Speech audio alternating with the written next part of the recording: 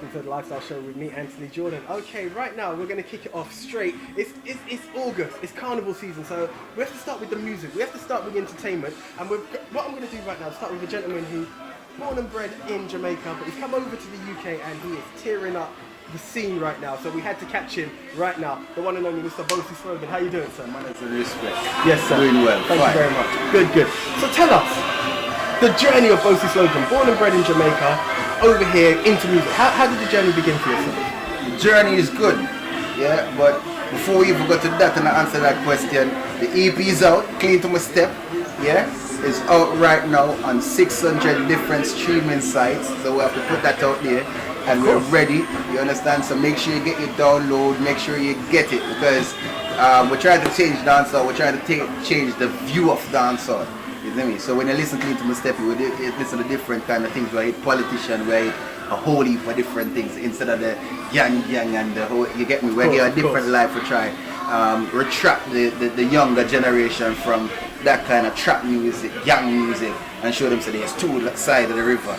You get me? So you can walk the nice spot and look like Bossy, you know? Clean, no dirt, you see me? Full of jewelry, I like fast the car, everything, you see what I say? Yes, so the album out now, yeah, so them can pre-order it on iTunes, all major platforms done right now. VP Records, VPAL, you understand? So the thing looking good. Yes, back to the journey now. The journey starts all the way from Jamaica. We always love music. We come from a place where is dancehall is without dancehall you can say there's no music, because if you check the growth of hip hop, they say it's from dancehall. If you learn the music properly, if you look from ska, you get me, all of the merengue and all them things that from back in the days, you get me, is a build from dancehall music. So the energy and everything from dancehall music, we love it from long time. We used to love in a sound system, we used to love dance. We used to go to party them and dance, but we have that love there for music, we always want to do it. So we come to England now, we see the opportunity where we can captivate crowd and do things and it's like Simon said. You get me? So my music is like the new kind of Simon said. I love to come on the crowd and watch the crowd follow. So I say Ben and the crowd, Ben, and I say jump, the whole crowd start jump, you understand? So that's my kind of energy. Is fun, captivating, and something for capture young audience, capture people, and you know, make music be music, something you enjoy, you understand? So I try to refrain away from the kind of gangster kind of vibe, but from an army background, seeing everything, the war-torn era first, and we can, if we put that in a song and put the things in we see, it would be a madness, but you would know the side of the writing there, and we know we're good at the writing, we just keep it the right way, where we work more to the people and we're up on the street. We have food to eat, the people them in the London city, where you come into the town and you know say you're in London where all the Ferrari and the big vehicle them, but if you come in at 5 o'clock in the morning and look on the sidewalk them, everybody a bait pill up on the road, a bait, and nobody now stretch out a helping and for try helping them. So we put them thing there in a music now, and you see me, try see if we can hit a platform where we can reach out to government, where people can start sharing and people can start listening to it, say, you know what, these young youths, they're actually hearing and seeing what's going on, so we can make a step towards helping these people, and then we'll sing about that as well. Say, yo, the government that help young youths, so young youths need to start do the right things so them can influence them for the more, you get me? So the music is a journey. It come from Jamaica and then the UK, well, tied with a lot of the artists in the UK as well. So it's a next kind of connect where help kind of push Bossy, the brand out there, you understand? Yes. That's big stuff. I love that. What is so important in what you said is the concept of your music is to highlight the other side. It's not about always being on the road and whatnot. You can still make your money and do everything in a positive way, which is most definitely. Another side is you talked about life itself isn't all glamorous, and the downsides. Those are the bits. How important is it to reflect that in your music also? Well, we see in the music, my kind of music, I witnessed certain things firsthand. So I've witnessed the born and grew up in a Waterhouse, and I've witnessed moving from Waterhouse with a hard-working mom, 3 jobs, moving uptown next door to Bob Marley Museum. You understand? So it's a thing where that drive kind of instilled in me. So when I come overseas now, me and my best friend were always reason. Me one come on a flight, come to England, Yeah, and if you forget deport of me, when I get up on a flight, I go back. So when I go follow people and follow influence and peer pressure and everything and do the wrong thing and try and make the fast money for going back fast. So when I come here, I follow the journey of saying my mom work hard, I will move from out of the ghetto, I will go uptown. You understand? So the same way from in a first world country, I can work hard and get the same thing. All we need is the overtime. You see me? Once I get the overtime, I'm willing for work. Yeah, while they're young, work the overtime. Bleed the tar till it pop, and once you bleed the tar the pop, you will make the kind of transition there and get good. So you do good, work hard, and you will get good. You see, it will look good. Looking good. Yeah, you know, neck kind of heavy. You see me, the engine outside, and the car kind of fast. You see me, I will never have to look there when I say, yo, who I gonna jump here, who mean a beef with her, or nothing like that, because what? Now, when I come up on a relaxed period, when I done work, I work just on the road, 30 minutes away, Great Portland Street. Okay. You understand? And I'm going to get to you from Waterhouse. You see what I say? 1 pants, 1 shoes, borrowing brother clothes and thing and go floss. I'm going to still move from out of that and reach us and work Great Portland Street, 30 minutes away, in the city with all the rich and the wealthy. You see what I say? So it's just having a drive, having a focus, tunnel vision, and this I say, yeah, go for it. And once you reach there, yeah, you just don't stop because sky is the limit, you get me? Big. That is so big, and I love that journey is fantastic. Yes, that you've shown it, that you put the work, you reap what you sow. You put the work in. Yes, definitely. It's there. Definitely. Yeah, definitely. So let's talk now. We're talking about the single. You mentioned it earlier when you look at Bossy, No Dirt. No Dirt, clean. Yes. You see what I say? Yeah. So No Dirt is a Jamaican kind of thing where everybody always say, but nobody never capitalize on it until me come start put it in a prospect. So if you're there in Jamaica, they will say, I don't want a dirt on the table. I don't want a dirty shoes in the house. I don't want a dirty body on the sheet. You see me, everything on no dirt. So it's like me put on a repetitive kind of thing where it's like it long. No dirt, no dirt, no dirt, no dirt, no dirt, no dirt, no dirt. So I kind of sing. So when people are here now, is before you get annoyed at it, I say it so much, then you find yourself say it a couple times, then in your house I go no dirt, no dirt, no dirt. You see me? Because that's something where you grew up on and that's something where instilling in you get me? So it end up, No Dirt is a thing where we catch that as the first single. Yeah? And even how we catch that is a way where we just have vibes on the road. Yeah, and then we'll plan and decide so we're going to write and nothing like that. And some we just have vibes to a rhythm when I'm bridging them, give me steams. What's the vibes and they come across and we go to bam and decide say, alright, we'll start get the feedback on social media. Yeah, big up to social media, big up to Instagram and all these things. Yeah, Jamaica people start come and say, yo, we like that song, they want it on dub plate. This time it don't write, it was a freestyle. So we see people start to say, yo, they want it now. I say, alright, well, I got to pen on paper then. We'll start look back through the video and we'll start put it on paper. And then by the time we go to and do half of the track, we go freestyle in Birmingham and then Black Runner International Sound, them earworms is a good friend of another friend. And they must say, dog, if that tune not go up on plastic, yeah, we done select. So we go home now and we start writing it proper with me and my next bridging from Nottingham. And we'll away the day and with us, we'll have vibes until it reach. Is what I say, and I just saw No Dirt just end up coming. Is what I say, we start think about, alright. Me's a kind of joke over you. Everybody know me as a youth where laughy. I take everything for joke. I don't take nothing serious.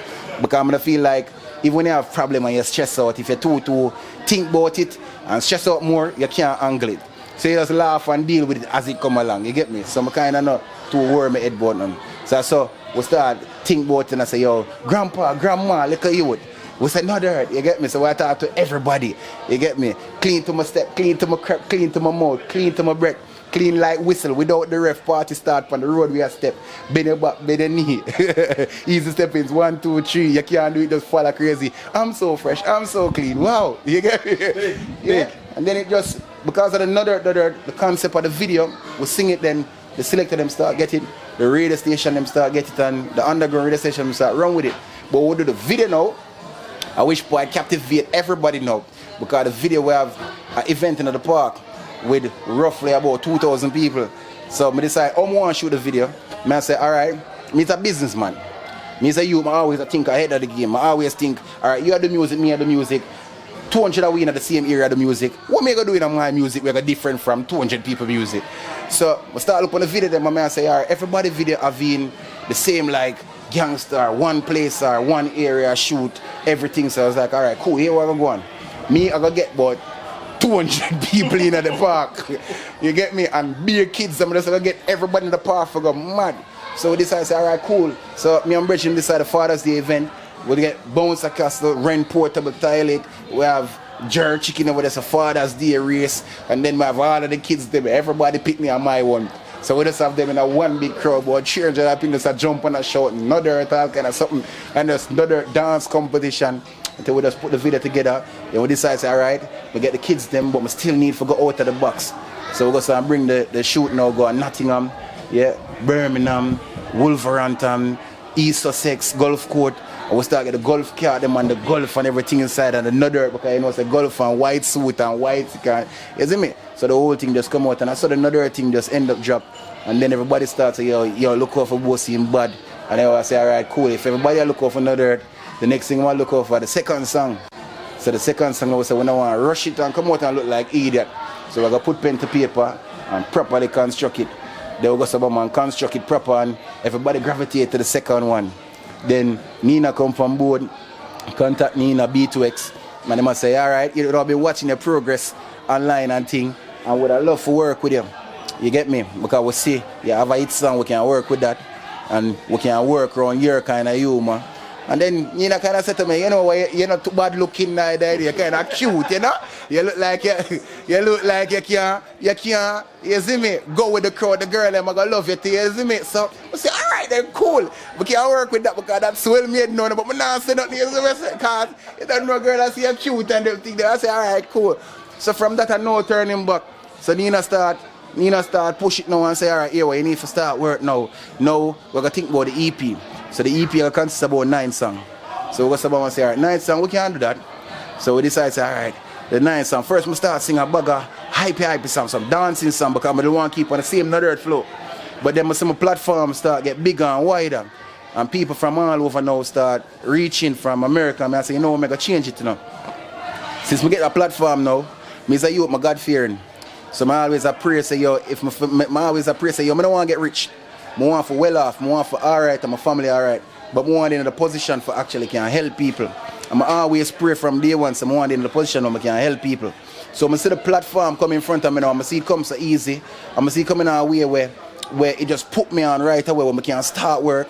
I say, you know what, the prayer when I bust on my knee and God put me in the position where the promise where I always pray, so I want to help people. That's that thing I give me now. So before that, I'm going to say, man, change my whole concept now from the dancing vibes and say, yo, I'm going to start giving about 4 or 5 culture on the EP where I talk about youths in the street, you see me, ghetto youths and, you see me, in the right and all kind of things, you see me.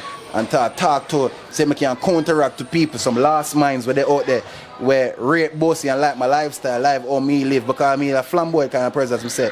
I love like the fast car and the jewelry and the nice life, and that the kids them love, because if you look, them watch a lot of rap video, a lot of different kind of things, and that them emulate, that them try to be like the rap video, them use the slang, them use them everything. So I say, alright, cool. When I have the jewelry, them I have the car, I have certain things, so I can make them emulate me, but now I can sing some conscious music, some positive thing where I hit some spot, and then them can, if I can get them, then I do my work, you get me? Yeah, so I saw the whole thing start build with the whole EP, and then after we say, alright, cool, we need to keep the clean thing same way. So I say, alright, clean to my step. So even when I put the artwork out there, we put the explicit, and then when we I say, hold on, but I do it clean, I have to take off back the explicit. So I say, alright, cool, clean to my step. So out there, you can connect it. Yeah. That's big. I love the journey. The journey. So tell us, how did the collaborations with Face from So Solid Crew and Stylo G come about? How did you meet them along in the journey?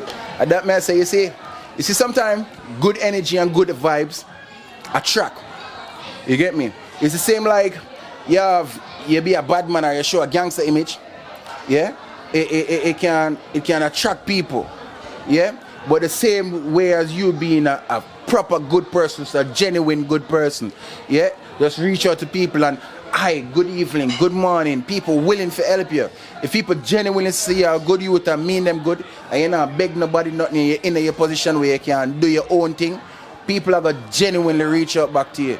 You get me? So with Stylo, my brother from day one, yeah, my general introduced me to Stylo. Styler come on board and me and Styler apart, bring up on a couple shows and things, yeah, a couple festival. And me and Styler the day in the street a roll, you get me? So when I said to him, say, brother, I go up on the music journey, I want to do something, I know say I'm not going to itch. So that was no kind of contest right there. So when I said Styler Ray, you get me, more for similar strive as a brother, so him go some man jump on. Smooth face now the same, from the same era, Tantanite. Yeah, it's the youth I always say I put in the work and I put in the grind. You understand? But it's always on the production level. He never him put out him songs them every now and then because a good ad-lib, good vocal. You get me? So when we go to him and say, yo brother, you know, say bam, may I do that again? You see me? Out of good art and good character and know some of the vibes and I always try to bring people together. Yeah? Him say, no problem, brother. Yeah? Jump on board. Yeah? So solid now is my next bridging now. Them have a show where them normally keep a weekend time. Yeah? Grown and Sexy Thursday. Big up Grown and Sexy Thursday. You see what I say? Yeah, Dan the man. And go some man link me and say, yo brother, your thing taking off now. You get me? We have So Solid crew, I got perform and would I love it forward down and perform with them. And even with that, when we reach on them, a PA never work because them time I'm gonna reach amateur to the whole thing. I see her come and carry call all of that for you and show certain vibes and have a reason and drill it in a way to say, yo, certain things, PA and everything there, and if you have 2, 3 of them and back up and everybody in the crew, because when I roll out enough, everybody need to have a PA then. But on that night, I didn't have my PA and it wasn't working for me. You get me? So it end up that So Solid crew go perform before me. You get me? But I never scared certain way, same way. When them done perform me, I decide make a shell the show same way. So I jump up and do my thing same way, so them like the vibes. So after that, them decide, say, alright, cool. Every now and then, grown and sexy, them invite me for come and them have a big thing coming up now, where a festival, which we with So Solid keep. So the whole journey, we decide, say, alright, on the album, we have the Mobile Award nominated. Yeah, we have somebody that's in the street, which is Smooth Face, that know everybody from Jamaica side and everything. Now we need somebody that have the multi-Grammy and the multi-platinum selling and everything. So we say, all right, cool. You know what the next thing is? That is one of the people from So Solid. They might have the ear radar for a while, but if we get one of them on it, well, it's a bingo. So we say, all right, here business-wise, we are pull up them are show we on a certain level. So it's a young blood that mixed with the old blood because we look up to them, you get me? And them I gotta get the energy from we for build back the thing and start get it on a young vibe again, you get me? So for them vibes, our vibes and the whole thing with style kind of energy and smooth, we get for one track and then we have another with that kind of energy there and for put them on another remix is a madness. So we just are waiting for the stage show. Because I don't know what is that stage you need about 6 stages where everybody up on their own stage. Because one want to run up and down and jump in and jump off a stage and all kind of madness. Because everybody have their own kind of performance kind of energy thing and everybody want that have the energy. Love it. So that's how we come through with the whole another remix, you get me? Big stuff. Okay, you mentioned it at the beginning, but what I'm going to do now is I'm going to give you the mic. Yeah. If you could just let the crowd know one more time the album's out, how they can get hold of it, and any social media networks they can catch you on. Okay. You know it's a boy Bossy Soji. You don't know say another boss, you understand? And we're there here right now live and in living colors. I would say yo the EP out in a clean to my step. So it's Bossy, BOASYSOLGY. That's Bossy, BOASYSOLGY. And I might say, we can't spell on a Soji spell, but a Jamaican term. Bossy, Soji. You see me? The L silent. You see me? I say, you can get the EP on all media platforms. You see me? I say, worldwide. So your Apple, your iTunes, your Spotify, anything you look for, and you type in the incorrect spelling there, BOASYSOLGY, the Jamaican way, you will find us. Clean to my step. Is what I say? And you don't know, say, Bossy Soji, the realest, the newest generation, and we're taking off. Hey, clean to my step, clean to my crap, clean to my mouth, clean to my breath, yeah. Clean like whistle without the ref, yo. Party stop on the road, we a step on ya. Bend your back, bend your knee, easy step in, so 1, 2, 3. You can't do it, just follow crazy, yeah. Do the dance from you no lazy and say, I'm so fresh, I'm so clean, wow. I'm so fresh, Ben TV, wow. I'm so fresh, Ben TV, wow. Our viewers link up right now, we say, no dirt. Thank you very much. Big. The promotion is there. I can't even say nothing. Support good, conscious music. The vibe is there, the atmosphere is there. It's out now. Support it. So from myself, Anthony Jordan, the one and only Boatsy, he done it all. Signing out.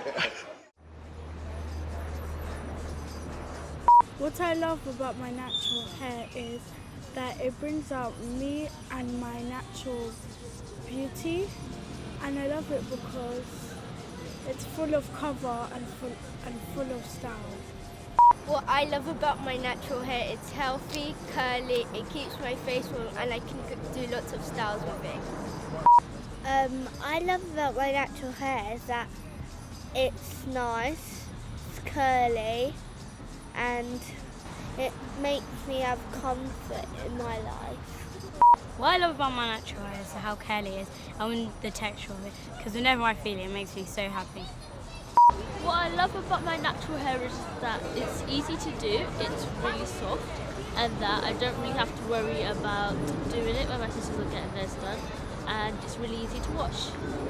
I love my natural hair because when it's wet, you can see all the nice curls and it's nice and shiny, and it's big and crazy like me. I like my natural hair because it's more beautiful and more shiny, and I like it because it's beautiful and pretty. It's so beautiful and so lovely and so amazing. What I love about my natural hair is that I can do it in different styles, like plait it, twist it, straighten it, curl it.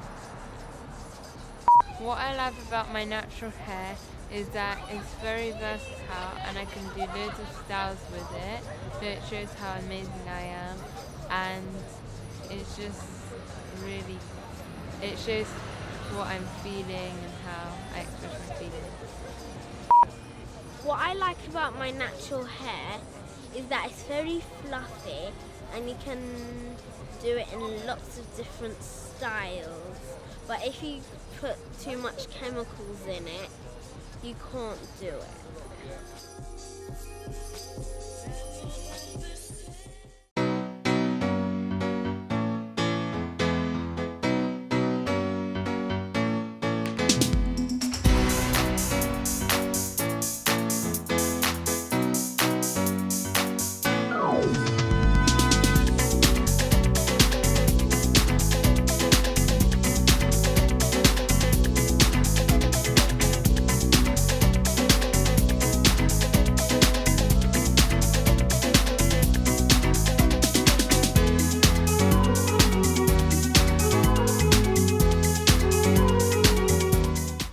We're here at the residence of the High Commissioner to Barbados in the UK, His Excellency Guy Hewitt, and we're taking this opportunity to run through his last 4 years of his time at the mission here.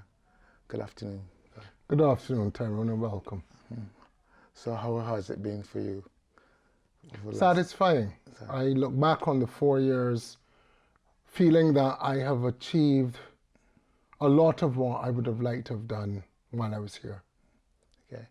Let's talk about Guy Hewitt before he came to the UK. Tell us something about your background. My career has been eclectic. I have worked at the University of the West Indies. I've worked with the CARICOM agencies. I've worked with charities. I'm a minister of religion and Anglican priest specifically. So it's been a varied skill set, which I think I was able to draw on, or I would say all of what I had done prior to this, and prepared me to execute the task that I was unexpectedly asked to do on behalf of the government of Barbados. You already answered my question in the sense is, how did you feel when you were asked to become High Commissioner? I was shocked. I have to be honest, and I want to use this opportunity to say thank you to the former Prime Minister of Barbados, Freundel Stuart, and to his government for giving me this honor. Honestly, it was something that I never would have imagined would have been given to what I would say is an everyday person. I had no political background, no political aspirations, no real political connections. I was just always a public servant or somebody who worked for the people of Barbados. And I presume it was my efforts in that regard, probably more specifically as chairman of the board of the Queen Elizabeth Hospital in Barbados. It is our largest public institution with a budget of $175 million per annum, that the government had confidence in me as I managed a number of crises there, that I would be able to add value to its diplomatic service. Yeah, considering the High Commission in London is one of the, I think it's one of the top 2 missions in the whole global world. What preparation would you have had before you come to London? Well, there were extensive briefings. I think one of the things that may have led to my being appointed here was I had prior knowledge of the jurisdiction of the country. I am honored to say I am Barbados's first UK-born High Commissioner. I think that has been important to me because I've been able to reassure our diaspora here that notwithstanding the fact that they're citizens by descent, that they're as valuable to Barbados as those who may have been born, bred, and grew up in Barbados. But I also worked prior to this at the Commonwealth Secretariat, so I had an understanding of the work of the Commonwealth, of its agencies, its operations, and I had the prior work experience in London, which meant I could come into the country and from the first day hit the ground running. I think what we in the UK would say is, as one of the youngest High Commissioners, I believe Walton Ramsey was before you, is that you have the energy, because I think we're accustomed to being, have High Commissioners who are at the end of their careers and they're more of a diplomatic role. So I think in that case you brought some sort of energy and much more dynamism to the role. Well, yes. I mean, this is one of the things that has also took me by surprise. The appointment at London is considered to be, as you've said, one of the pinnacle in the diplomatic service. When I came here, it was clear to me that this was not by any stretch of the imagination the end of my career. So I came here to perform.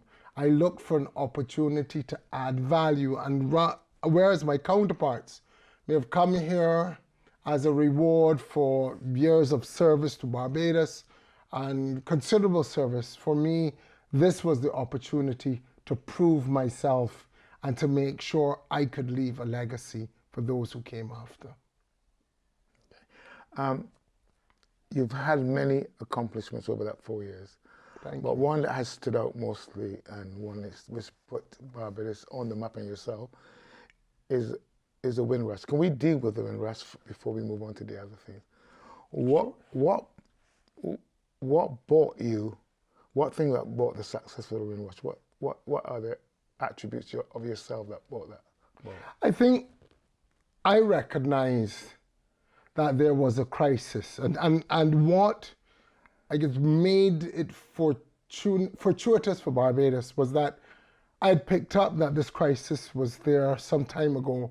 We had formally approached the UK government in 2016. We had raised the concern with them in a bilateral meeting. So it was on the record that Barbados had these concerns.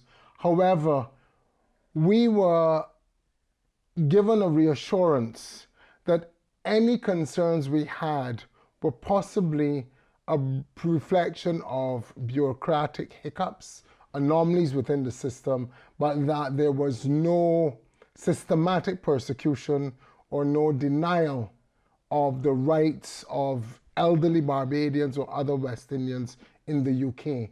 Over time, we came to realize that that was not the situation, and we had to intervene. Because we had been, Barbados had been working on this, I felt a sense of obligation to see it through, but it was also important for me, as I said, as a UK-born High Commissioner, as someone whose parents met here. My mother came from India, my father from Barbados. The people who were persecuted through Windrush When I say persecuted, I'm talking about loss of job, loss of benefits. Some people were detained, others would be deported. This could have been potentially my parents. These could have been my parents' friends. So I felt that I had a duty to my heritage, to our people, to make sure that they got the justice that they deserved. It's not really public knowledge, but I found out in my research that you had already written letters to the Home Secretary, Barad, about... We had signaled the problem, as I said, going back 2 years before. There was the dialogue. We had been meeting, and recently, and I'm talking about in 2017, this had been raised as a concern, but we kept getting a reassurance that there was nothing untoward, that it was being addressed. And it's only when the Guardian newspaper kept flagging situations of abuse of rights, denial of benefits, that I realized that there was a crisis here. More importantly, I got the information from the Migration Observatory at Oxford University that we weren't talking about tens or hundreds of people, but possibly thousands or tens of thousands. And at that time, I recognized we had a full-blown crisis, and I decided I needed to act, working with my fellow High Commissioners from the Caribbean, reaching out to parliamentarians to get their support, reaching out to civil society, particularly the charities that worked on race and immigration issues, the Runnymede Trust, the Joint Council for the Welfare of Immigrants, reaching out to the Church of England and other religious communities to try to build up that support to get this issue and this situation resolved. One of the significant things that you left out there was the WhatsApp petition, because it was unusual to find so many people, especially Caribbean people, getting involved in something like that. Well, this is correct. When we decided, a small group of us who were working together, that we needed to get this issue addressed. The opportunity that presented itself was the Commonwealth Heads of Governments, the Commonwealth Summit that was going to be held that was going to begin on the 19th of April. And what we did was to work together in the hope that it could be addressed by the time our prime ministers and foreign ministers got here.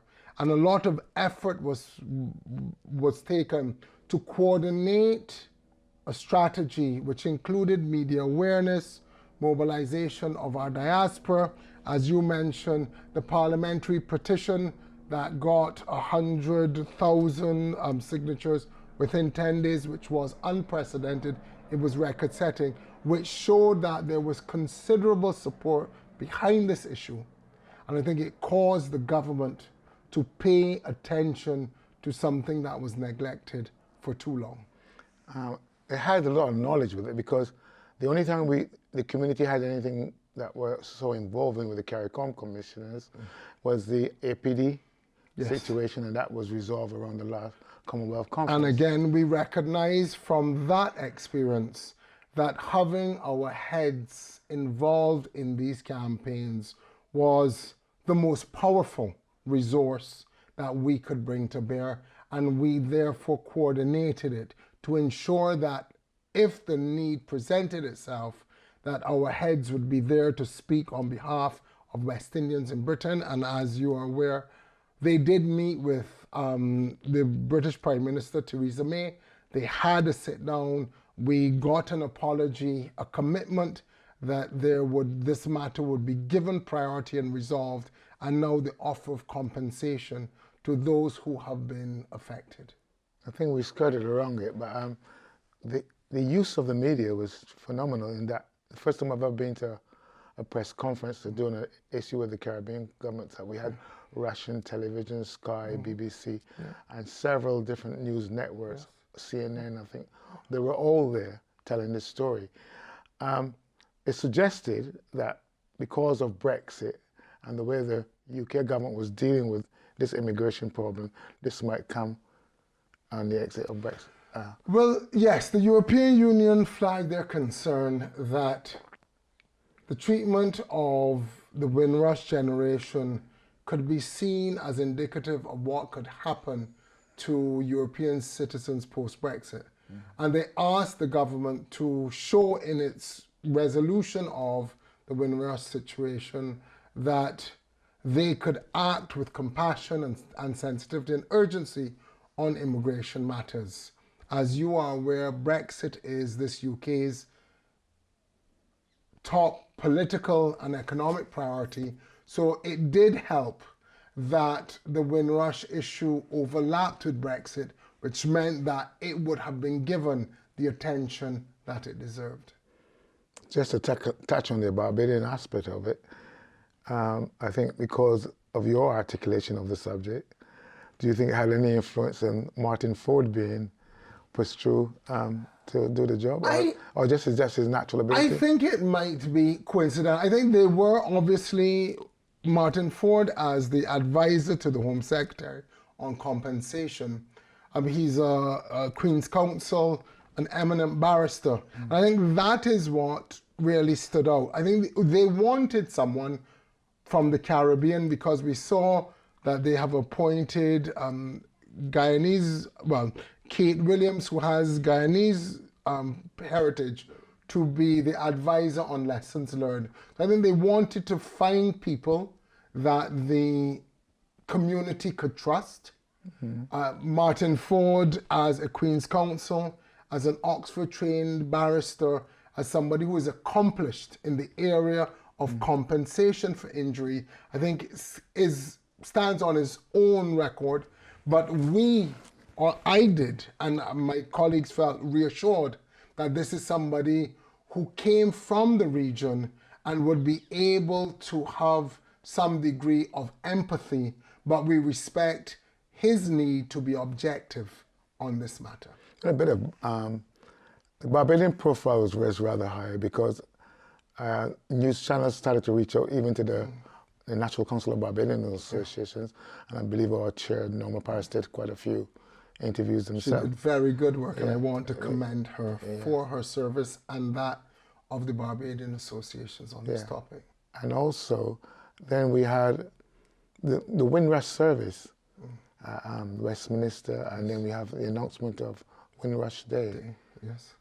Personally, how did you feel now after all that particular episode of your journey? I would have to say, if I look back on all of the things that I've done here, it is the most significant. Our role as a mission is to be there to help people in need. And I don't think there was a greater need amongst the Barbadian and the Caribbean community than the issue of Windrush. Right. I commend the British government. My role is a diplomat. So I told people it is not to look for conflict, but to work towards resolution. And I have commended publicly the Prime Minister, the then Home Secretary, for the public apologies, for the commitments made. As you said, for the announcement of a Windrush Day, that Baroness Benjamin, who comes from Trinidad and originally has been chairing a committee to see how they could erect a permanent monument for Windrush to commemorate the birth of multicultural Britain. And I know there are some people who want to diminish it and say that doesn't compensate for the injury suffered. But in a sense, it's the beginning. It's the beginning of a journey, I think, of righting those wrongs and moving this country towards becoming reunited on matters of race, difference, and migration, which I have said doesn't look like it's been there to date, but I believe there will be, as a London or born person, a united kingdom or a united society within this kingdom, and I look forward to that. Okay, thank you. Now, with all this high profile of the Barbados mission, let's talk about the work of the Barbados mission. Let's go right back the work of the Barbados Mission, what is the actual role of the Barbados Mission? And do you think that you have been able to accomplish anything with the work that is meant to be doing? Yes. I mean, what is, again, missions abroad are there to represent the strategic interests of a country. A lot of the times, and while I was here, I read in newspapers abroad, at home, the question, what do diplomats do? People think they live in big houses, drive around big cars, go to receptions, go to events, and they do this. But I challenged myself. Before I came out to London, I said, I need, as a professional, as somebody who was mid-career, I can't simply put on a resume that I met the Queen, although that was iconic for me and memorable, but I needed to do more. And what I sought to do was to look at all of the areas in terms of diplomacy. And Windrush was a version of diplomacy, a more public form of diplomatic engagement, but diplomacy nonetheless. Our work in establishing bilateral agreements with countries like Rwanda or Cyprus, these were part of our diplomatic mission. But we have the consular work. In part, Windrush covers that as well. But reaching out to Barbadians in crisis, we have an economic concern. The UK remains Barbados' largest tourism market. Tourism is our biggest sector, and therefore it is important for me to work with the tourism team to make sure that we remain positive, that we remain in the public eye and in their consideration as a destination or as the premier destination in the Caribbean from the UK market. Our other commercial interests, we have a ships registry, which we are growing and which is based in the mission in London. We are looking to see how we can expand our trade in goods and especially our trade in financial services. Barbados is a financial service center, an international one, and while we have done very well in North America, there are opportunities still in the United Kingdom. So looking back on the work that we have done in the different areas in terms of the growth of tourism has grown year on year by records in the last 3 or 4 years that I've been here. We have seen our ships registry grow in terms of registration. We have seen a diaspora that I feel feels closer to and better connected to its High Commissioner and mission. In terms of diplomacy, we've been able to resolve the Windrush crisis. So there are a number of things that I'm satisfied that we have accomplished. There are some things that would be left that my successor, I look forward to seeing them succeeding as I have here. Apart from the Windrush, what are your other accomplishments? I would say the next big one would have been our 50th anniversary celebrations for independence, our Golden Jubilee in 2016. I think that really allowed us to bring the work of the mission to a focus or crescendo. A small team, which involved both the mission staff and members of the diaspora, raised $1 million Barbados dollars, with which we were able to do a number of significant things. We were able to celebrate Sir Garfield Sobers' 80th birthday. The Right Excellent Sir Garfield, as you know, is our only living national hero and deserves all the accolades, especially in this country, because of the cricket links and because of the time he spent here. He is revered here. We had outstanding events for him. We had outstanding events for our diaspora. We identified 50 persons who had given to this country above and beyond the call of duty. People in all spheres, business, in the arts, in sports, in entertainment, in local government, people across the spectrums who have Barbadian links and heritage. We showed how they have added value here. And last but by no means least, we were able to bring that together for a celebration, a gala event at the Savoy, which included the Royal Barbados Police Band, which Barbadians have a great nostalgia for, which have been recognized as an outstanding marching band in North America, in the UK, and where they performed at the Edinburgh Tattoo. They were there and really gave that touch of Barbados. For me, on top of that was my ability to do a publication on our father of independence, the Right Excellent Earl Walton Barrow, which was my way of thanking him and his legacy for giving me the education and the opportunities that put me, I would say, in this position today. Taking the mention of the amount of money that was spent on the celebrations, what was the input of the Barbados government? That was all raised through sponsorship.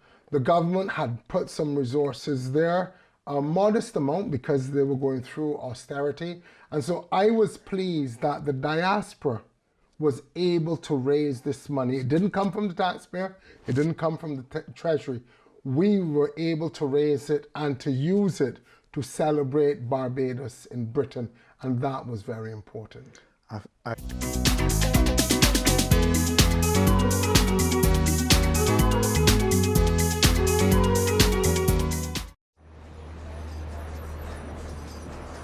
What I love about my natural hair is that it brings out me and my natural beauty, and I love it because it's full of cover and full of style.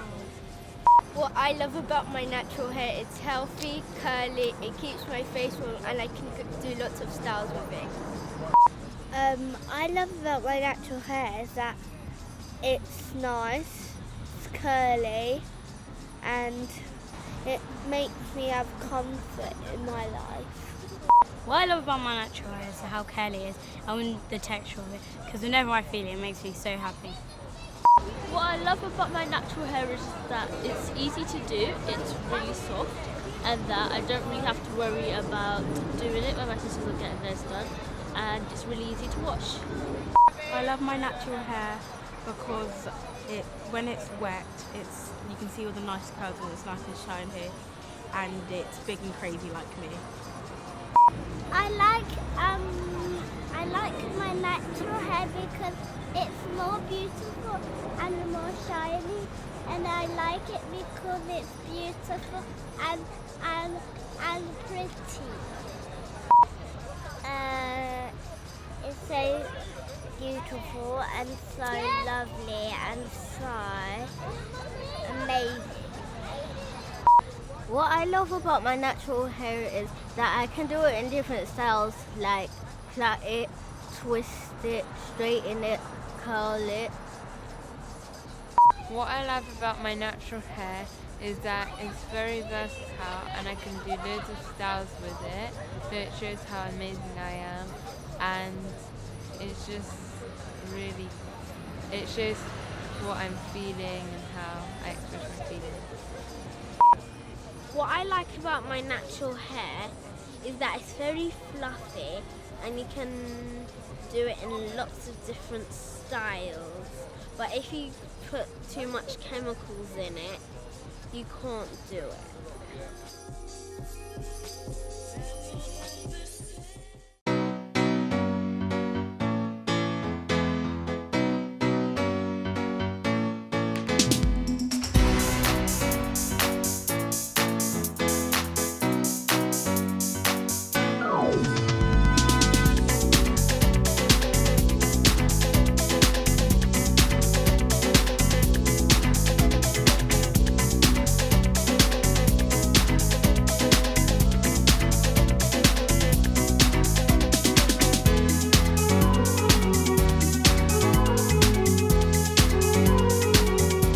I think when you listed the achievements of that year, you didn't mention Wilfred Wood at the Southwark Cathedral. Thank you for reminding me, which I should do as a Southwark and an Anglican priest.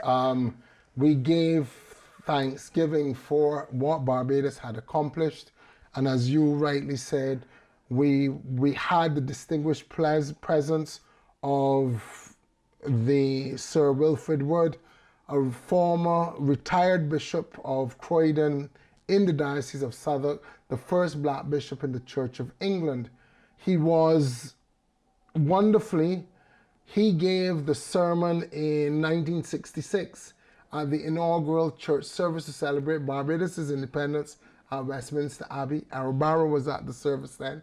And at that time, he was a young curate, and he was able to reflect on the journey that Barbados made over its 50 years, was able to speak to the many positives and the many things we had achieved, but also able to provide some valuable inputs and guidance on what we must do as a society to make sure we retain high standards, good values, and always have our faith and our religion at the forefront of our actions. Let's move forward. Let's move to this year, the elections in Barbados. The result, was that a shock to you? The final result of the then government, the Democratic Labour Party, losing all of its seats, I think came to a shock to most people. I had got a strong sense from being in Barbados prior to that, from listening to ordinary Barbadians, from getting a sense from some of the polling data that the government was going to be defeated. It was, I think, the consequence of a number of errors that the government may have made over time, in part to do with the difficult financial situation the country is also in. But I say to people, I've said then, and I say now, that the voice of the people is the voice of God. And once you believe in democracy, you have to subscribe to the outcome. When the Prime Minister Stewart then conceded that the night, I congratulated Prime Minister Motley, wished her and her new government well, which I feel is what we must do, because outside of the 4 weeks of campaigning around the general election, once the results are out, we give thanks for the stability of democracy and we support the government of the day. Is there anything that you think that you could have done differently with hindsight? What's on the mission? This is me personally. Yes, you personally. I think that there would have been the opportunity, if I had had the experience that I took from Windrush, to have avoided the reciprocal healthcare agreement which operated between Barbados and the United Kingdom.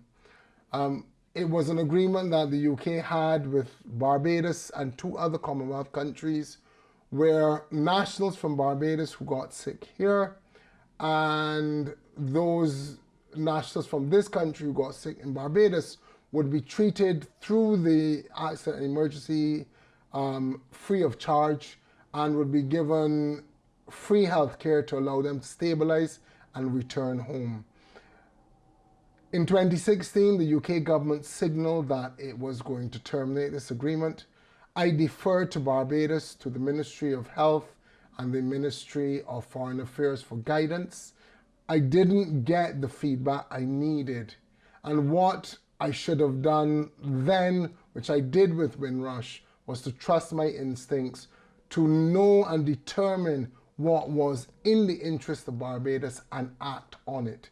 But I didn't have the experience then, or maybe I was too deferential to Barbados and not fully understanding that as Barbados's envoy here, on matters here, I needed to let the buck stop with me and take the decisions that needed to be taken. And it's a very important question I think we should be telling about Joshua Ferdinand, because there's still lots of Barbadian cricketers who are coming up to England and not having health care insurance. Let's talk about what you did with Joshua to get him back to Barbados, just quickly. Well, we had, as you said, this young cricketer, talented young man who became critically ill in the United Kingdom. His bill was £50,000. His parents, of modest means but great faith, were trying to do the best. And I felt, I took it upon myself as High Commissioner, I took it upon myself as a Christian. I took it upon myself as an ordinary Bajan to say we had to do something. So what I tried to do was to mobilize the diaspora here, to mobilize resources in Barbados philanthropically to try to get him the support to pay the bills, try to get him the support to get back to Barbados, to try to get him the support when he returned to Barbados to get the health care that he needed. And luckily, because I was a former chairman of the board of the Queen Elizabeth Hospital in Barbados, I was able to mobilize that. Luckily, because I don't believe in taking no for an answer, I pushed and pushed in Barbados to get some resources there to meet the cost of his travel, to get someone to accompany him. And I need to thank the Queen Elizabeth Hospital because they did send a nurse. They did try to, through the physiotherapy department, provide support to him. But I realized at that point the importance not just of the tenacity to not take no as an answer, especially when you recognize there's something that must be done, but to also appreciate the importance of being able to have a reputation that people know when you are reaching out, it's with sincerity and it is trying to get what needs done accomplished. Thank you. One of your catchphrases is always, I'm a servant of the people. What's next for Guy Hewitt? I don't have any immediate plans. I want to take some time to have a moment to reflect on all of what has happened here. There are some other things that I was able or haven't had a chance to speak about in terms of being in the UK and our work. One of them was, as you alluded to, the Commonwealth Summit that was held this year. Barbados was able to play a small but I would say significant diplomatic role in trying to ensure that there was clear succession from Her Majesty the Queen, and as we have got confirmation, to the Prince of Wales, who will be the next head of the Commonwealth. I had reported to the government of Barbados and had spoken to a number of colleagues here and also within the Commonwealth that the biggest threat to the Commonwealth was not to have that succession resolved. I was pleased that it happened. Not only is the Prince Charles the heir apparent to the throne here, he's the heir apparent to the throne for Barbados because, as you know, Her Majesty is the Queen of Barbados. That is one of her many titles. Okay. He would become not just the King of England or King of the United Kingdom, he would become the King of Barbados unless we go the route of Republic. So it was important for me to do that. But just to pick up also on your point of being a service to the people, while we talk about Windrush, while we talk about the work of the Commonwealth, while we talk about the 2016 celebrations, all which were significant, to me, it was the ability to be there for everyone, for anyone that mattered. About 6 weeks ago, a Sunday afternoon, I got a call. We had a young Barbadian couple. They were on their honeymoon in Barcelona. Sunday afternoon, they were having lunch together and they got robbed. They lost their travel documents. It was for them catastrophic. Without a passport, they couldn't join the ship. Without a passport, they couldn't move. They were being advised that the honeymoon would come to an end. Again, with some tenacity and great clarity that a couple starting out on their life together could not start on such a note. I reached out to the British High Commissioner in Barbados, and I thank her for assistance, to the British Consul General in Barcelona. I thank him for his assistance. And between the mission at London, our colleagues in Barcelona, our colleagues in Brussels, in the Barbados Embassy in Belgium, the British High Commissioner in London, and the British Consulate in Barcelona, we were able to get this young couple emergency travel documents in less than 24 hours. They joined their cruise. They had a fabulous honeymoon. They came and saw me at the mission and thanked me. And I said to them, they were, I think, a reflection of what I feel the job is.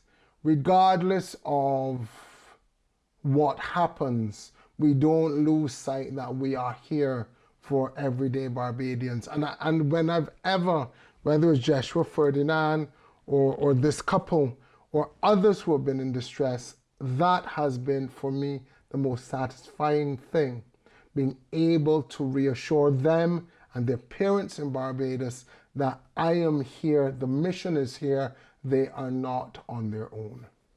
I'm not sure that you answered the question.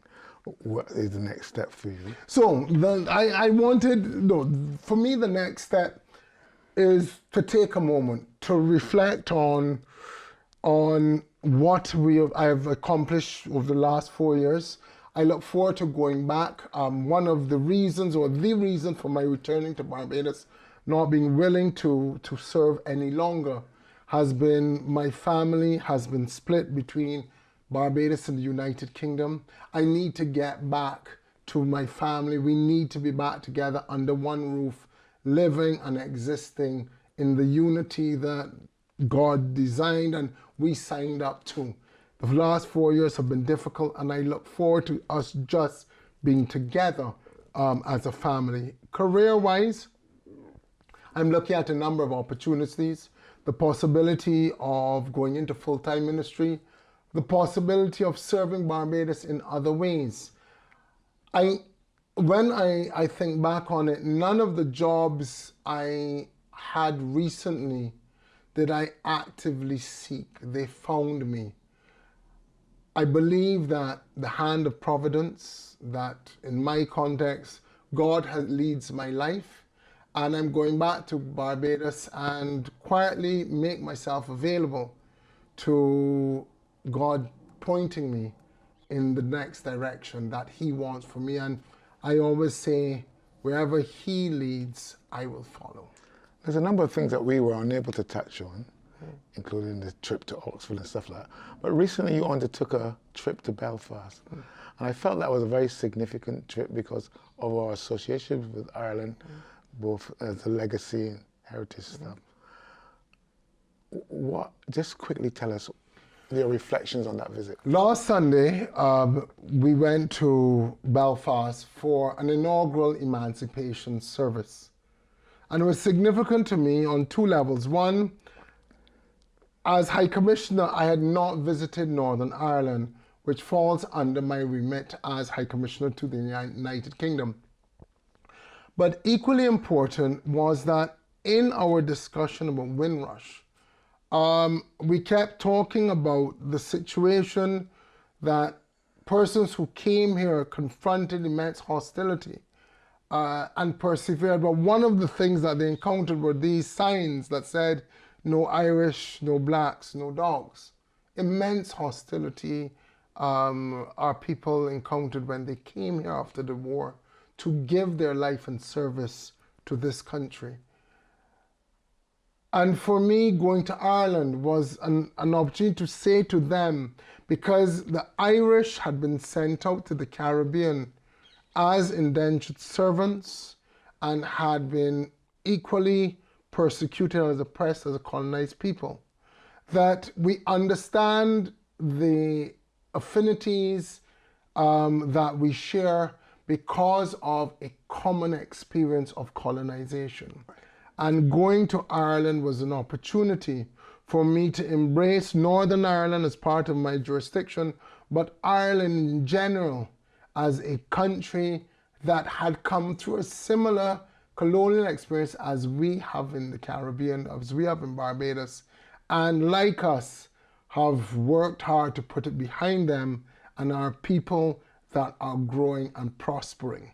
I had a personal interest as well because I do have a slight passion for Guinness, And I was pleased to be able to go over there because people say you can't get a good Guinness unless you get it in Ireland. So you had several pints of Guinness at various I had a few locations. of them. I felt it was important to sample what was on offer. Is there any discerning difference in the taste of the Guinness? I have to say, as I was advised and conducted my own investigation, that Guinness in fact does taste better in Ireland. Okay. High Commissioner, thank you so much for giving me the opportunity to chronicle your journey. Thank you, Tyrone. Thank you so much. Thank you very much. There you have it. Outgoing High Commissioner to Barbados, His Excellency Guy Hewitt. Thank you.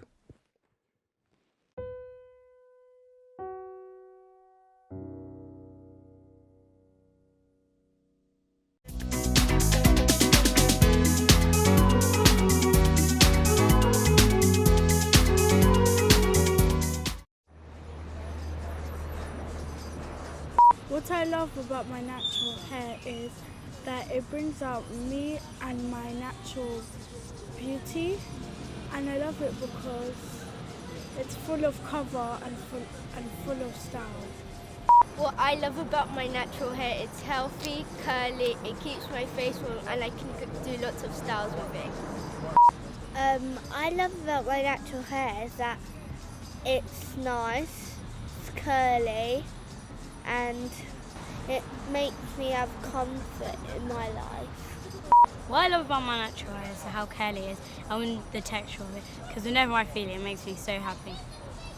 What I love about my natural hair is that it's easy to do, it's really soft, and that I don't really have to worry about doing it when my sisters are getting theirs done, and it's really easy to wash. I love my natural hair because when it's wet, you can see all the nice curls and it's nice and shiny, and it's big and crazy like me. I like my natural hair because it's more beautiful and more shiny, and I like it because it's beautiful and pretty. It's so beautiful and so lovely and so amazing. What I love about my natural hair is that I can do it in different styles, like plait it, twist it, straighten it, curl it. What I love about my natural hair is that it's very versatile and I can do loads of styles with it, so it shows how amazing I am, and it's just really, it shows what I'm feeling and how I express my feelings. What I like about my natural hair is that it's very fluffy and you can do it in lots of different styles. But if you put too much chemicals in it, you can't do it.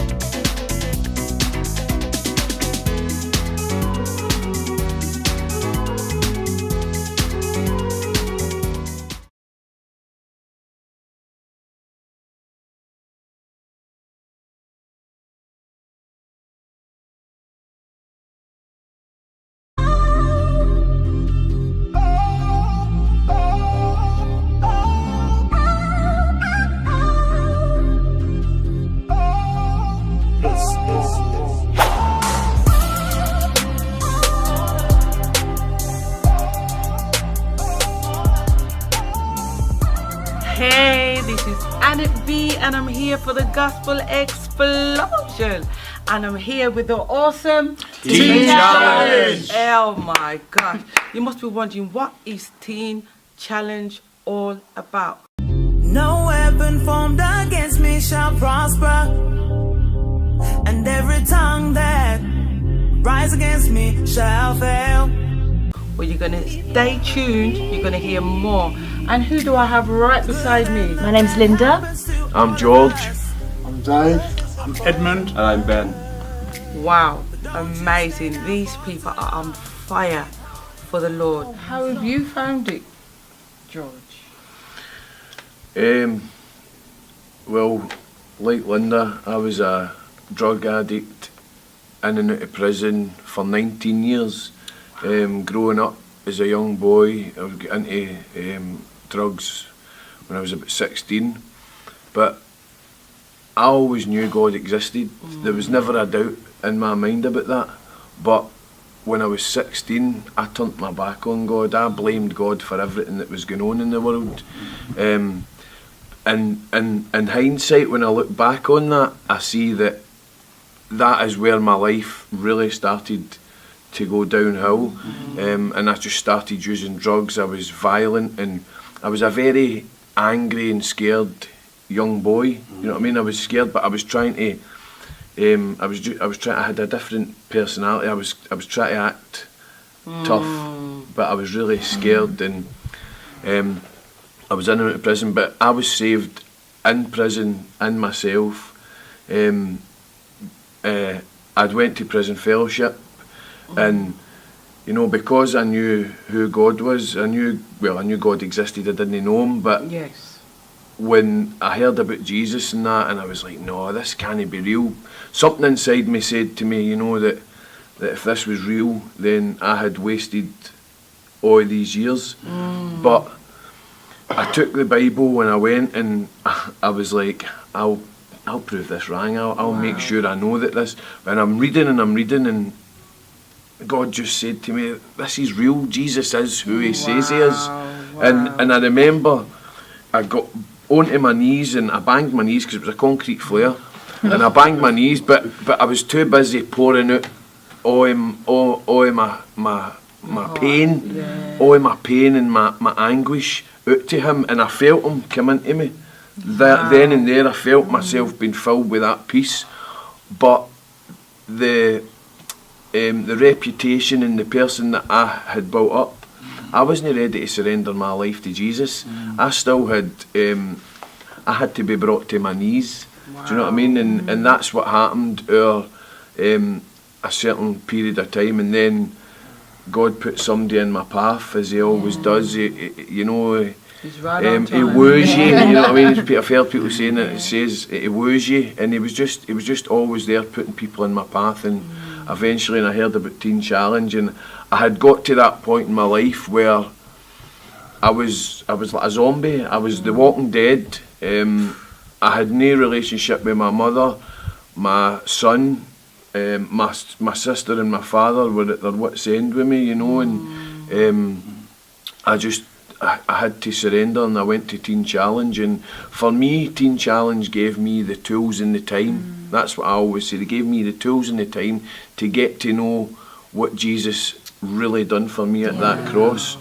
And all of that stuff, that the guilt and the shame and the anger for everything that I had done over the years, I learned to give that to Jesus, you know, and I was set free. And now at the Leadership Academy with these guys, we're out doing outreach, and you know, just trying to share what God has done in our lives with people, with other people, because we can see the despair, and we know that he is the only answer, because you can try X, Y, Z, you can try NA, all that stuff, but only Jesus works. Only that can take away the guilt and the shame. Do you know what I mean? This is just so amazing. I'm just praying that, you know, somebody listening to this today, you know, that it's just touching that spot that needs to be touched, you know. And we've got 2 more young men around the back.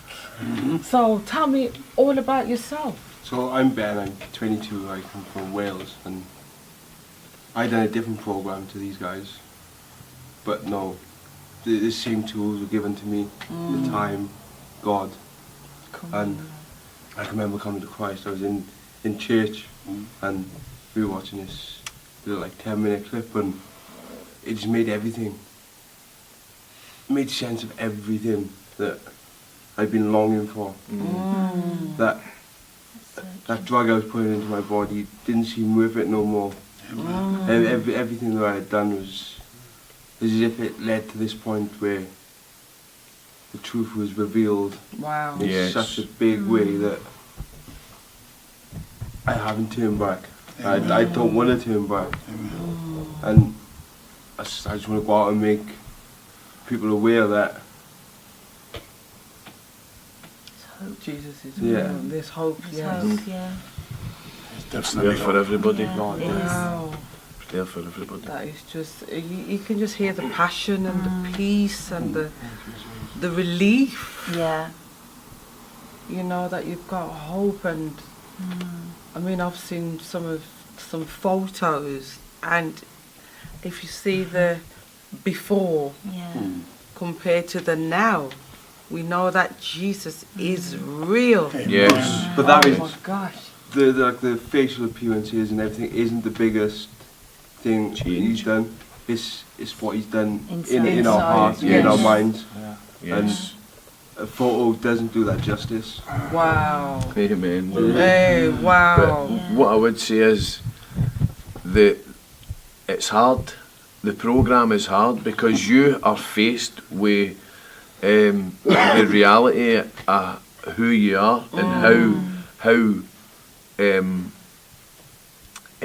trying to think of the word, how bad you are, you know what I mean, how much sin has been in your life, and it's learning to be able to leave that at the foot of the cross, and like take on the things that God says that you are, do you know what I mean, instead of believing the lies that we've been brought up with society and that has been fed to us, you know, that this is important, that's important, this is important, and when it's not really. Yeah, it's a totally transformed life, you know, it's turning completely away from that old life, and you know, you still get times when you feel it's attacking you, or you know, you get moments when you think, oh, is that still me? But you know, we have a power living in us now, and it's Jesus Christ.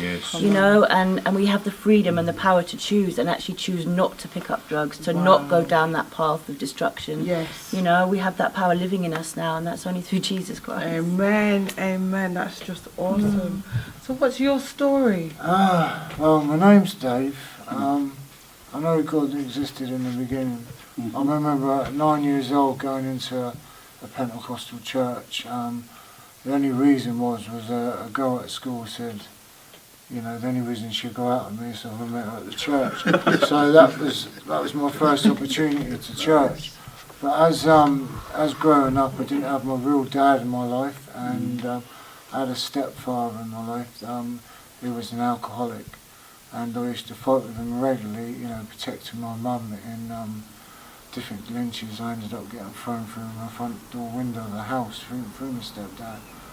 And then I started drinking at an early age, stealing the booze off my grandparents, and started using different drugs at school, speed, LSD, cannabis, and that was my starting point. But as this went on, I got into a dance career at an early age. I started getting into robotic dancing, and I appeared on That's Life programme on BBC Television. I started to teach breakdance at a school, and I was in the element of my dancing. But as this went on with my dancing, I got into the rave scene, and with the rave scene, the ecstasy and the cocaine from the crack, I ended up being a crack cocaine addict. Because of this crack cocaine, I ended up losing my partner and baby son because I needed to feed my habit, so I left and went off a prostitute. That devastated my life, losing my partner and my son because of being enslaved to this crack cocaine. And through this, I got involved with certain gangs, and I ended up getting held up because I was drug dealing. I got held up at gunpoint and handcuffed. And that scared the life out of me. But the most incredible thing is I ended up in the same prison as these guys that tried robbing me. And by this, because I got away from the robbery, they got me attacked in the prison. So I was attacked with PP9s and assault. And literally nearly beaten to death. At this time, I knew that I was in court. The next following day actually, and I was in a very, very bad way from being assaulted. But that night, I ended up going to the prison chapel in the prison and asking them to pray and pray for me. You know, realising that I really, really needed help. And went into a courtroom the next day and got down on my hands and knees and I was screaming out to God, "Please help me out of this, God, Father God." I went into the courtroom and I was acquitted of all charges. No witnesses had turned up to this hearing. But as I come out of the courtroom, I've pushed God's hand away and carried on with my life and got more into the drugs and my life kept spiralling out of control and ended up having to leave my home city because of these gangs. And I got moved to Leeds through the police and the council and ended up starting using Temazepam, Valium and all sort of downer drugs to come down off this the high drugs that I was taking. And through I started injecting, I did an injection into my groin area and ended up losing my leg, which absolutely devastated my life. And through this, after this night of after not losing my leg, going into hospital, recovering from that, coming down from Leeds on a set of crutches, I passed a soup run, Leeds City Church soup run, and on this soup run I met a couple there, and basically I gave my life to God on the soup run. I was still messing around with the drugs. I did follow it without the power of the Holy Spirit. But this couple then introduced me to Teen Challenge, and I went into a program in Wales. I got myself clean, sober, got myself right with God, and experienced God in a powerful way while I was in this program. I ended up leaving the program due to a Christian girl that I wanted to marry, which was a big mistake. And finally coming through more Christian rehabilitation programs, I got back into another Teen Challenge program. And now my life is really changed because what happened last summer, I had the baptism of the Holy Spirit, which lifted me off the floor, and I was shaking and crying for hours. And then the power and the transformation of the Holy Spirit has now given me the power to resist the drugs. Come on now. And now I'm at the Leadership Academy and Teen Challenge, wanted to do ministry working with disabled kids, showing that I can still do all the moves. No, you. So tell me why you got me when it's up as all I need. Because you leave now my fear is gone. So tell me why I never do shakara. Oh my God, yes, so tell me why I never do yoga.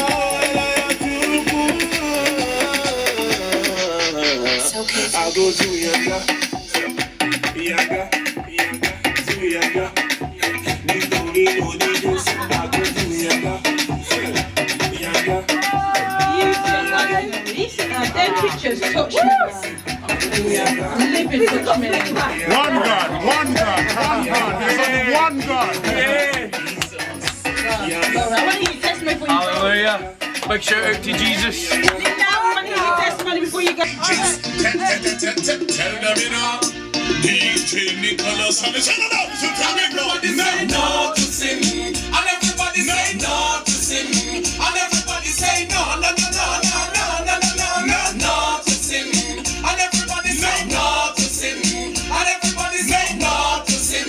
And everybody say no, no, no, no, no, no, no, no, no to sin. This is like the power of Christ in me. And like it says, delight yourself in the Lord and He'll give you desires of your heart. And Ephesians 3:20 within us will take you far more than we can dream or imagine. And that's my testimony. And I give my thanks to God for my life. Oh, wow. I'm just so blessed by everything. There's one thing I have missed out in this. It's that fine. I ended up on the streets after, numerous Christian rehabilitation programs, and that's when the devil thought that he had his field day with me, because then I was on the streets, more broken than ever, in a real bad way. Darkness consumed me, and then it was like a voice telling me, you need to end it, you need to finish it. And both times I tried taking my life with the drugs, and each time I was found by a member of public after overdose, and an ambulance service jump-start my heart again. And then I've gone back into the academy, finished the program, and now I'm here. So, the devil's tried taking me out many a times, but God's reigned in this. Amen. That is I just have to say, Amen. Thank God. These testimonies and these experiences, and the fact that you've given it all up to the Lord, God's I'm just blown away and just so blessed just to be amongst you. I'm thanking God that He's taking you out of whatever situation that you were in, so now you can share the joy of the Lord to everyone who's tuned in. And I just want to encourage you just to keep doing what you're doing, because I know God is getting the glory, and He's I'm sure He's there smiling down right now. Look at my children, you know what I mean? So it's just a word of encouragement. And this teen challenge, so how can people get into teen challenge, Edmund? For those who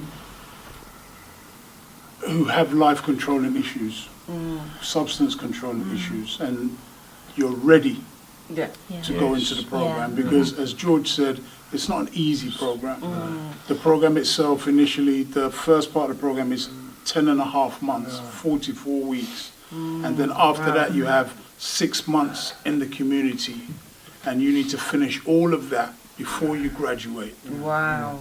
Yeah, you need to finish all of that before you graduate.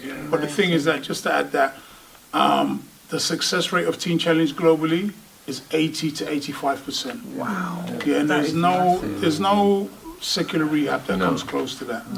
But you do need to finish that. But what you need to do is we have many outreaches across the country in many cities. So if there isn't an outreach in your city, just go online.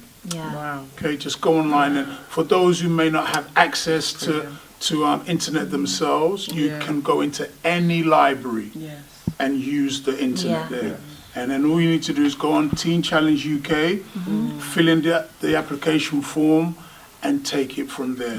And it's a very easy, simple process. It can take some time, but at the end of the day, it's a matter of how much you truly want it. Yes. Yeah. And what I'll say to people is that drugs, or whatever substance you may be taking, or whatever is holding you back in life, is only the tip of the iceberg. Okay, there are many of us that may have done Teen Challenge programs, or many people who have done programs before and found that they go back to using. Now, the reason why people go back to using is because the real issue is sin. Has not been dealt with. Yeah, the real issue is sin. The real issue is choosing to do things our way instead of doing things God's way. Come on now. Now, if we give God an opportunity, God is willing to help us to recognize that. Yeah, for us to be reconnected back to God, to be indwelt by His Spirit, so that He empowers us to live the life that He truly has in store for us. So, but whereas Teen Challenge is concerned, as I said, look out for the outreaches. If you haven't got one in your city or your town, go online, fill out the application form. Then you have to get a medical form. You have to get a letter from your doctor. Teen Challenge will send that to you. You get it signed by your doctor saying that you can do the program. And then it's just a matter of showing your willingness that you want to come in. You have to ring up on a regular basis. And for those, if they say to you, ring up once a week, if it's that important to you, ring every day. Come on now. Ring every day. Amen. So show the willingness, and then from there they will send you to one of the centers across the country, and then that's your starting point. Wow. That's when it starts. When you go into the program is when it starts. And I need to say this is very important. For those who do go to Teen Challenge, when you finish the program, that's the beginning of your new life. Your life, yeah. Yeah, the, finishing the Teen Challenge program of itself is not what saves you. Yeah, it's just the beginning of your life. Yeah. And Christ saves you because He walks with you for the rest of your life. Yes. Yeah, Teen Challenge is just a vehicle for us to get to know God in a real way. Yeah, in a real way, not a superficial way, not to experience God through somebody else's experience, not to know God through your pastor, through your mum, through your brother, through any relative, but to know God for yourself, because God wants a personal relationship with each one of us. Wow. Can I just say one thing, that God is so real, because the grace of God in my life that has kept me through car crashes, overdoses, assaults, you know, beaten to death. And this God is real. His grace and His love's never ending. And I just praise God for a ministry of Teen Challenge. I'm telling you, you've heard it here today. It's just been amazing. And I just want to point out, it is called Teen Challenge, but it's also for adults as well. So that's just how it started out. Yes. Initially it was for teenagers in America, in New York, and it branched out, and what happened was that they just came to see that there was a huge need. Initially just that the person who started it, David Wilkerson, who has now gone to be with the Lord, he saw a great need within teenage gangs in New York, and that spread to adult gangs and just to people in general. And then God being so good, He has caused the ministry to spread to such an extent that, as Annette just said, you don't need to be a teenager to go to Teen Challenge. What you need is to be willing to change your life. That is just amazing. Well, I just want to say thank you so much for taking the time. Thank you. And for sharing Thank all the your, Lord. all your testimonies and your stories. And I just hope that, you know, if you need support in the physical, Teen Challenge is here, and God will deal with you in the spiritual. Yes. Amen. God be the glory. This is Annette B for Gospel Explosion and Teen Challenge. Hey. Hallelujah.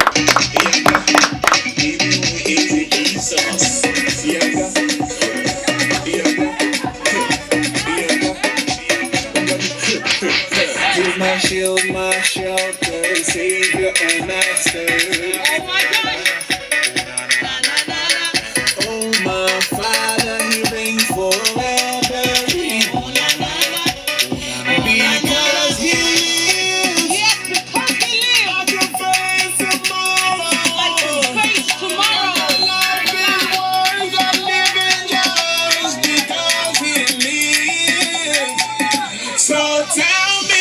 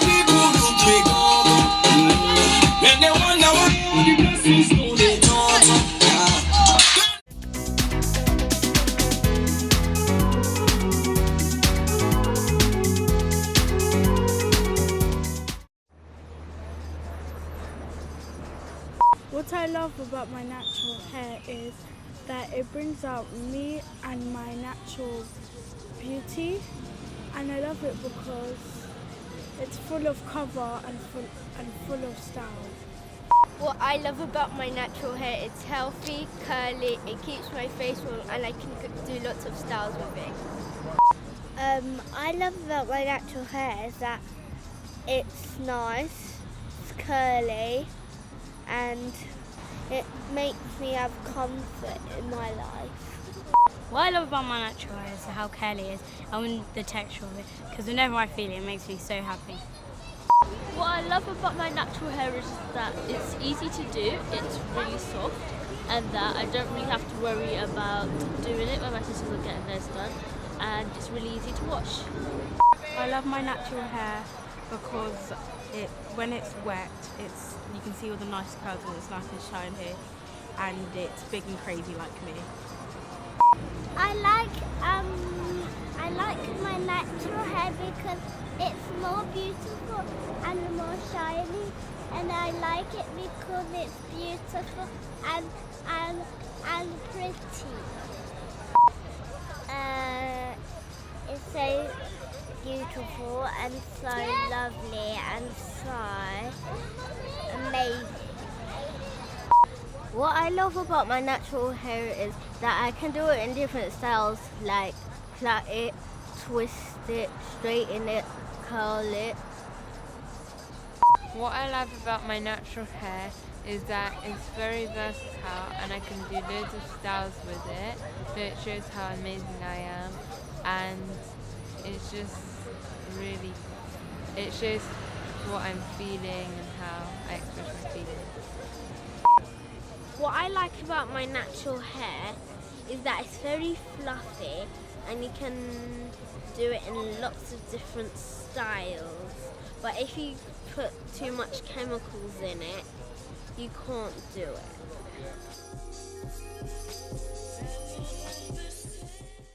Hi ladies and gentlemen, Anthony Jordan here for the Lifestyle Show on Ben TV. Right, if you look in the background, you'll see a fantastic, beautiful, recently renovated venue.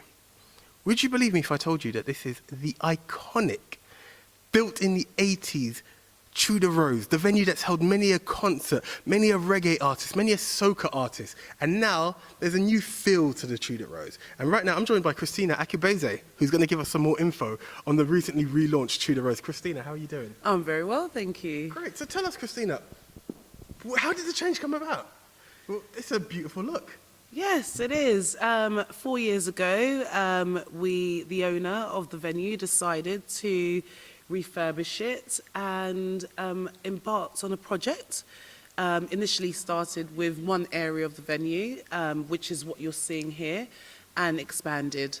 So we have been working on this for the past 4 years, and we're at the final stages now.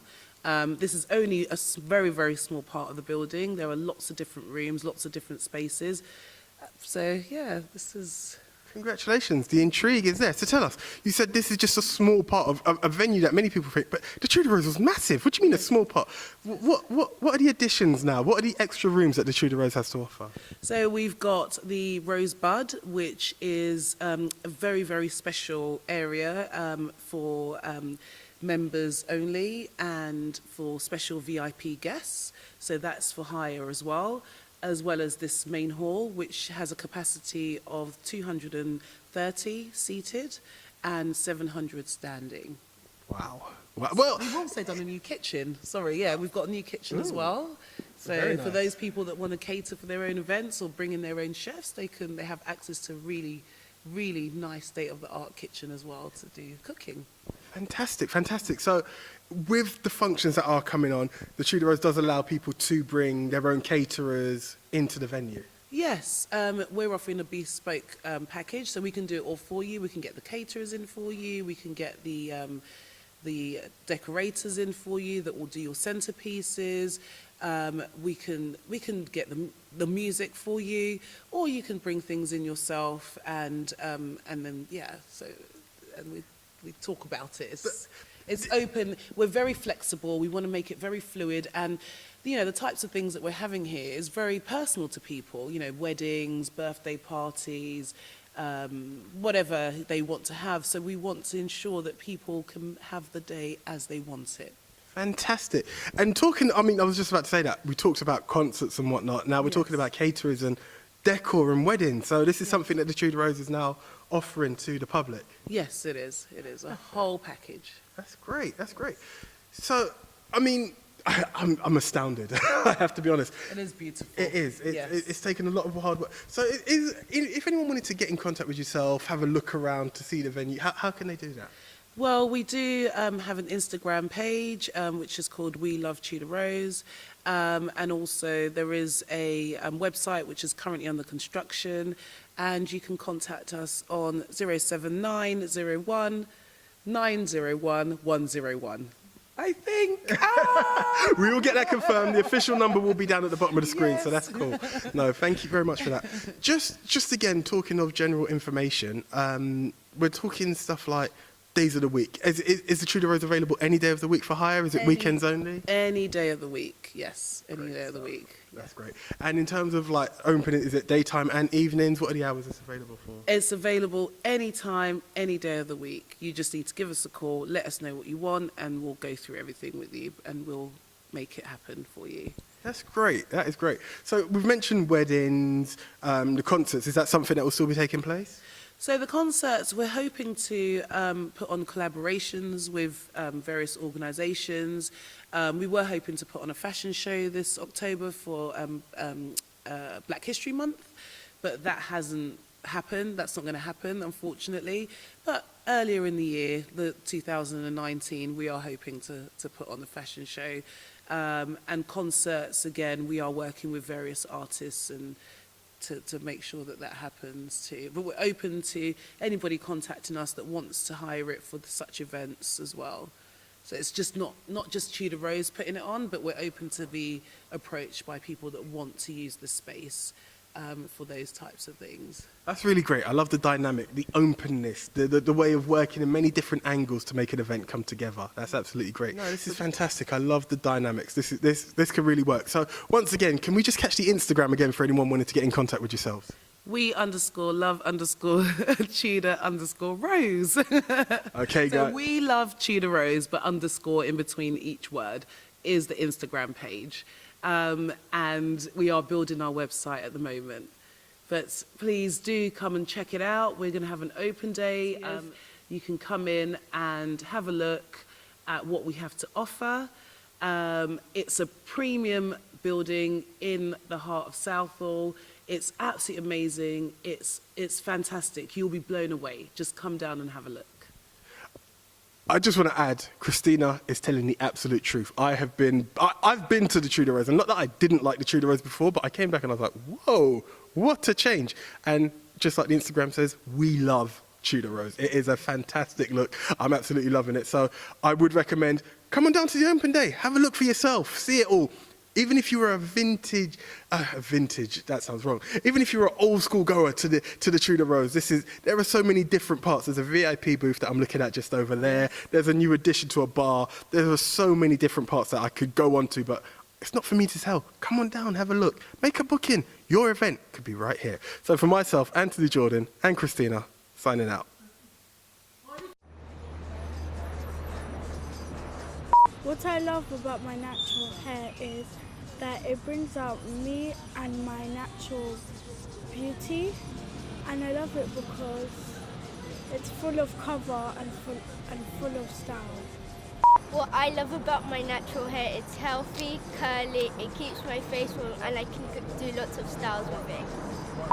I love about my natural hair is that it's nice, it's curly, and it makes me have comfort in my life. What I love about my natural hair is how curly it is and the texture of it, because whenever I feel it, it makes me so happy. What I love about my natural hair is that it's easy to do, it's really soft, and that I don't really have to worry about doing it when my sisters are getting theirs done, and it's really easy to wash. I love my natural hair because when it's wet, you can see all the nice curls and it's nice and shiny, and it's big and crazy like me. I like my natural hair because it's more beautiful and more shiny, and I like it because it's beautiful and pretty. It's so beautiful and so lovely and so amazing. What I love about my natural hair is that I can do it in different styles, like plait it, twist it, straighten it, curl it. What I love about my natural hair is that it's very versatile and I can do loads of styles with it. So it shows how amazing I am, and it's just really, it shows what I'm feeling and how I express my feelings. What I like about my natural hair is that it's very fluffy and you can do it in lots of different styles. But if you put too much chemicals in it, you can't do it.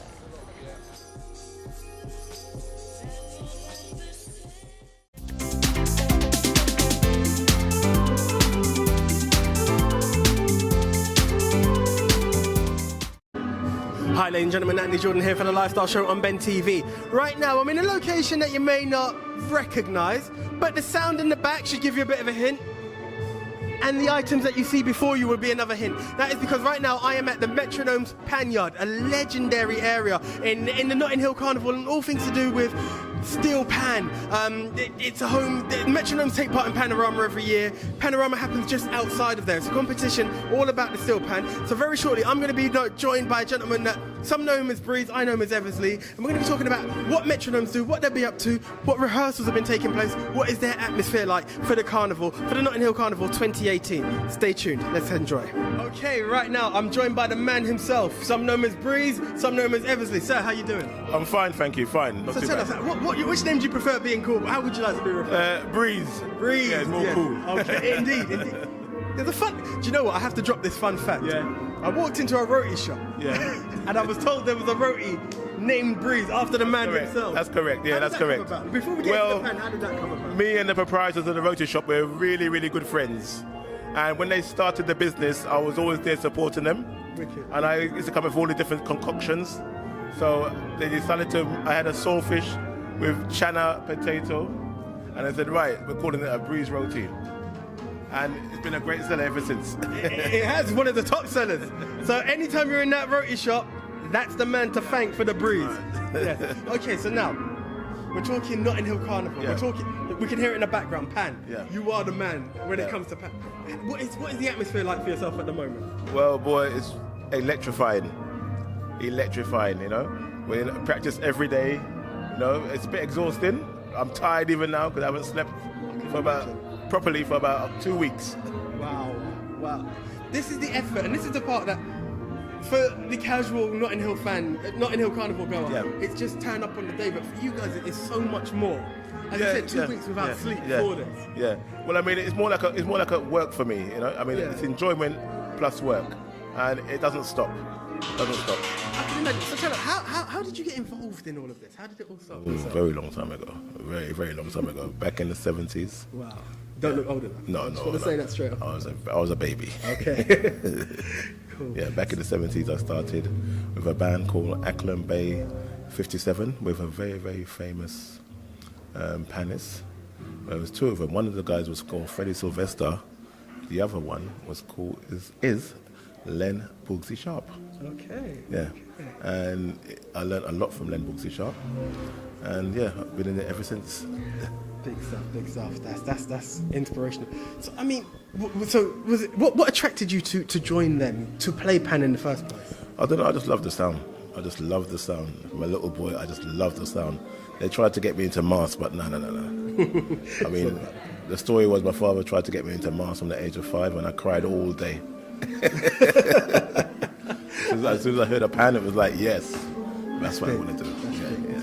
So again, you got Notting Hill Carnival, but before the carnival itself takes place, we've got Panorama, which is something obviously the Metronomes itself has prepared. As well as the 2 weeks, how do you go about selecting the tracks that's going to be played, that you guys are going to play?